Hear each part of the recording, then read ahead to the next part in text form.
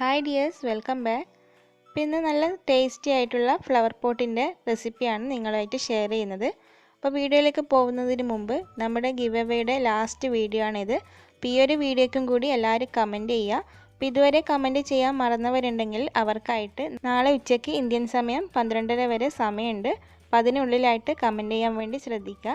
അതിനുശേഷം ഇൻഷാ അല്ലാഹ് ഞാൻ വിന്നറെ സെലക്ട് ചെയ്ത് 7-ാം തീയതി ഞായറാഴ്ച ആ ഒരു വീഡിയോ അപ്ലോഡ് ചെയ്യുന്നതാണ്. അപ്പോൾ നമുക്ക് വീഡിയോയിലേക്ക് പോവാം. അപ്പോൾ അതിന് വേണ്ടിയിട്ട് ആദ്യം തന്നെ 1 കപ്പ് മൈദ എടുത്തിട്ടുണ്ട്. അപ്പോൾ അതിലേക്ക് ആവശ്യത്തിനുള്ള ഉപ്പും പിന്നെ വെള്ളവും കൂടി ചേർത്തിട്ട് ചപ്പാത്തിക്കൊക്കെ കുഴക്കുന്ന പോലെ നന്നായിട്ട് സോഫ്റ്റായിട്ട് കുഴച്ചെടുക്കാം.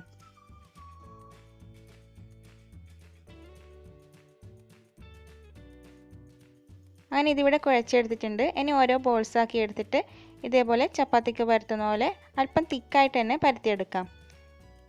എന്നിട്ട് ഇതൊരു റൗണ്ട് ഷേപ്പിലാക്കിയിട്ട് കട്ട് ചെയ്തെടുക്കണം. ഇത് അധിക പേരും ചെയ്ത് നോക്കുന്ന റെസിപ്പി തന്നെ ആയിരിക്കും. എന്നാലും അറിയാത്തവരുണ്ടെങ്കിൽ ഒന്ന് ട്രൈ ചെയ്ത് നോക്കുക.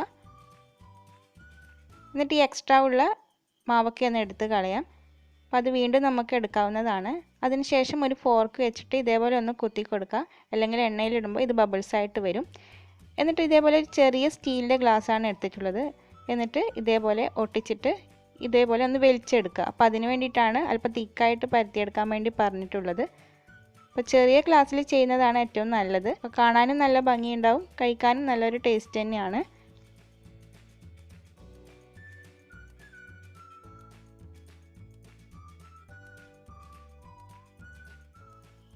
ഇനി ഇതേപോലെ ഒരു പ്ലക്കർ വെച്ച് ഇറുക്കിയെടുത്തിട്ട് ഇതേപോലെ എണ്ണയിലേക്ക് വെച്ച് കൊടുക്കാം.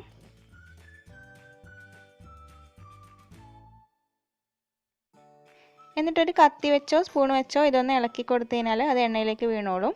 എന്നിട്ട് അതിനുള്ളിലേക്ക് ഇതേപോലെ എണ്ണ കോരി ഒഴിച്ചു കൊടുക്കാം.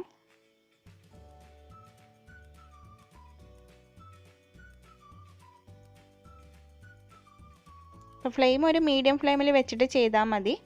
അപ്പോൾ ഇതിവിടെ റെഡി ആയിട്ടുണ്ട്. ബാക്കിയുള്ളത് കൂടി ഇതേപോലെ തന്നെ ചെയ്തെടുക്കാം. പിന്നെ ഒരു കാര്യം, ഗിവ് അവേ കഴിഞ്ഞു എന്ന് വെച്ചിട്ട് ആരും വീഡിയോസിന് കമൻ്റൊന്നും ഇടാതിരിക്കരുത്. അപ്പോൾ എല്ലാവരും കമൻറ്റ് ചെയ്യണം.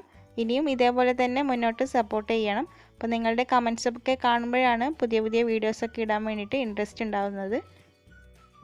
അങ്ങനെ എല്ലാം ഇവിടെ ചെയ്തെടുത്തിട്ടുണ്ട്. ഇനി ഇതിന് വേണ്ടിയിട്ടുള്ള ഫില്ലിങ് തയ്യാറാക്കാം. അപ്പോൾ അതിന് വേണ്ടിയിട്ട് ഒരു ബൗളിലേക്ക് 1 കപ്പോളം കാബേജ് ചെറുതായിട്ട് അരിഞ്ഞത് ഇട്ട് കൊടുത്തിട്ടുണ്ട്. അതേപോലെ ചെറിയൊരു ക്യാപ്സിക്കവും പിന്നെ ഒരു പകുതി തക്കാളിയും ചേർത്ത് കൊടുക്കുന്നുണ്ട്. ഇനി അതിലേക്ക് ഒരു ചെറിയ പീസ് ഉള്ളി ചെറുതായിട്ട് അരിഞ്ഞതും അല്പം കുക്കുംബറും ചെറിയൊരു ക്യാരറ്റ് ഗ്രേറ്റ് ചെയ്തതും പിന്നെ അതിലേക്ക് ആവശ്യത്തിനുള്ള ഉപ്പും 1/2 ടീസ്പൂണ് കുരുമുളക് പൊടിയും കൂടി ചേർത്തിട്ട് ഇതൊന്ന് മിക്സ് ചെയ്തെടുക്കാം.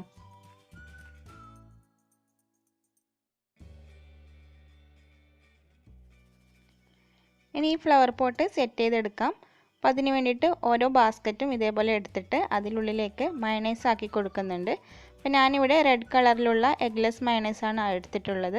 അപ്പോൾ ഇതിൻ്റെ റെസിപ്പി ഞാൻ മുന്നേ അപ്ലോഡ് ചെയ്തിട്ടുണ്ട്. കുറേ പേര് ട്രൈ ചെയ്ത് നോക്കിയിട്ട് നല്ല അഭിപ്രായമാണ് പറഞ്ഞിട്ടുള്ളത്.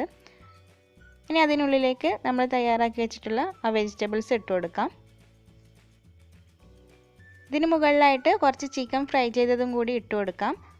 ഇത് സാധാരണ ഫ്രൈ ചെയ്യുന്ന പോലെ അല്പം ഉപ്പും മഞ്ഞൾപ്പൊടിയും മുളക് പൊടിയും കൂടി ചേർത്ത് ഫ്രൈ ചെയ്തെടുത്തതാണ്. അതിന് മുകളിലും കുറച്ച് മയണൈസ് ആക്കി കൊടുക്കാം. ഇത് നമ്മൾ സെർവ് ചെയ്യുന്നതിന് തൊട്ട് മുന്നേ മാത്രം ഫില്ലിങ് വെച്ച് കൊടുത്താൽ മതി. അപ്പോൾ നല്ല ക്രഞ്ചി ആയിട്ടുള്ള ഫ്ലവർ പോട്ട് ഇവിടെ റെഡി ആയിട്ടുണ്ട്. ഈ ഒരു വീഡിയോ നിങ്ങൾക്ക് ഇഷ്ടമായിട്ടുണ്ടെങ്കിൽ എല്ലാവരും ലൈക്ക് ചെയ്യാനും ഷെയർ ചെയ്യാനും ചാനൽ ഇതുവരെ സബ്സ്ക്രൈബ് ചെയ്യാത്തവരുണ്ടെങ്കിൽ സബ്സ്ക്രൈബ് ചെയ്യാനും മറക്കരുത്. അപ്പോൾ മറ്റൊരു ദിവസം വീണ്ടും കാണാം. Thanks for watching.